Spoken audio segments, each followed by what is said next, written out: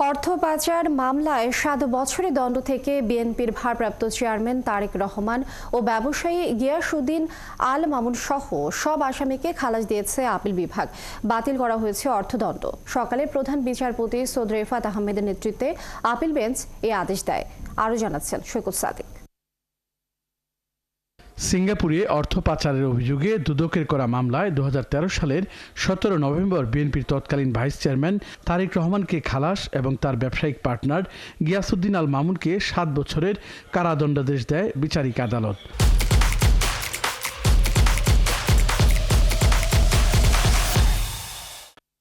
পরে তারেক রহমানের খালাসের রায়ের বিরুদ্ধে হাইকোর্টে আপিল করে দুদক।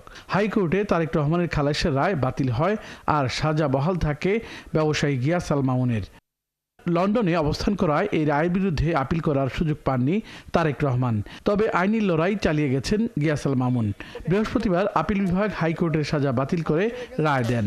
নির্দোষ সাব্যস্তে গিয়াসউদ্দিন আল মামুন সাহেবকে এই মামলায় খালাস দিয়েছেন অনারেবল চিফ জাস্টিস সাহেব, এবং বেঞ্চে যে সমস্ত মাননীয় বিচারপতি মহোদয় ছিলেন তারা আমাদের এই কন্টেনশনটা অ্যাকসেপ্ট করেছেন এবং তারেক রহমান সাহেবও এই রায়ের বেনিফিট পাবেন।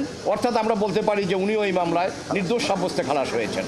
হাইকোর্টের রায় বাতিল হওয়ায় তারেক রহমানকে 7 বছরের দণ্ড খালাসের পাশাপাশি 20 কোটি টাকার জরিমানাও বাতিল করেছে সুপ্রিম কোর্ট। মামলার প্রধান আসামি খালাস পাওয়ায় সহযোগী আসামি হিসেবে তারেক রহমানও খালাসের সুবিধা পাবেন বলে জানান তার আইনজীবীরা।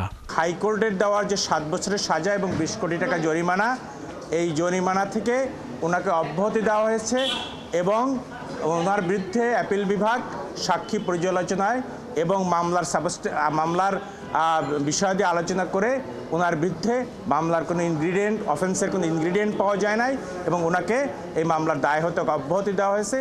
এ প্রসঙ্গে দুদকের আইনজীবী জানান, এই মামলায় যথাযথ আইনি প্রক্রিয়া অনুসরণ করা হয়নি। বেসিসটা হচ্ছে যে লিগ্যাল ফর্মালিটিস যেগুলো আছে, প্রসিডিউরাল ল, এইগুলো আর সঠিকভাবে ফলো করা হয়নি। এইটা হচ্ছে প্রধান কারণ। আর তাছাড়া টোটাল কেসে তারেক রহমানের বিরুদ্ধে লন্ডারিংয়ের কিছু নাই। সেখানে আছে যে সে কয় লক্ষ টাকা একটা অ্যাকাউন্ট থেকে খরচ করেছে। বিএনপির আইনজীবীরা জানান, এই মামলা নির্দোষ প্রমাণিত হওয়ায় বিএনপির ভারপ্রাপ্ত চেয়ারম্যানের আরেকটি মামলা বাকি রইল, যেটার সাজাও স্থগিত করা হয়েছে।